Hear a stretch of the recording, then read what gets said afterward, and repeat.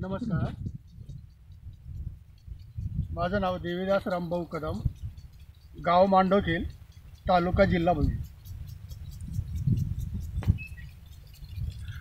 दादा, गेल्या वर्षापर्यंत तुमच्या गावची पाण्याची परिस्थिती कशी होती? आता ते सांगण्यासारखी परिस्थितीच नाही आहे बरं का. पाणी म्हणजे काय, आम्ही फक्त पाणी जेवल्यानंतर पितानी पाणी बघत होतो. म्हणजे आमच्या गावात वावराला पाणी मिळण्याची आम्हाला अपेक्षा पण नव्हती.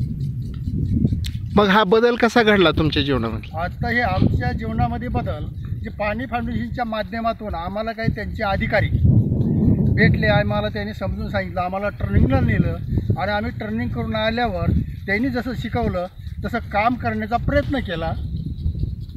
आणि त्या कामाला एक अंबाजोगाईची एक संस्था आहे, ज्ञानप्रबोधिनी असं काहीतरी म्हणतात, मला काही ते बरोबर येत नाही, पण त्या कंपनीचा माणूस, त्या माणसाला आम्ही दादा हे नावाने ओळखतो. तर त्या दादाने आम्हाला एवढं सहकार्य केलं की त्यांच्या सहकार्याने आमची शेती तर हिरवीगार झालीच झाली, पण आमच्या रानात पाणी उड्या मारतंय, म्हणजे पाणी नाचतंय, आम्ही आज आमच्या डोळ्यांनी बघतोय. यापूर्वी तुम्ही रब्बीची पिकं घेत होतो का? अजिबात नाही. मग ही पिकं केव्हापासून घ्यायला सुरुवात केली? आता ही पीक आमचं हे दुसरंच वर्षी. काय घेतलंय शेतामध्ये यावर्षी तुम्ही? मग काय, गहू आणि ज्वारी, बर, थोडंफार हरभरा.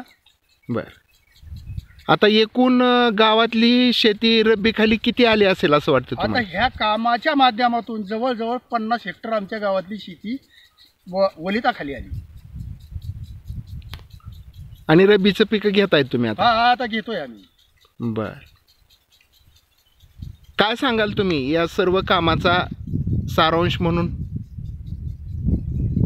आता जे मला विचारलं सारांश म्हणजे काय, हे तर मला काही कळत नाही बरं का.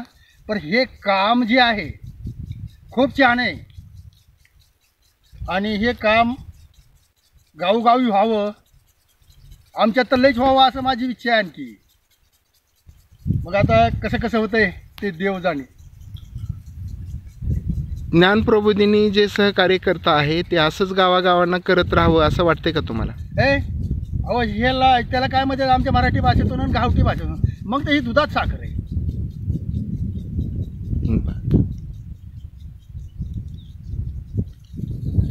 धन्यवाद म्हणे. बरं, आमची गाठ घेतल्याबद्दल धन्यवाद.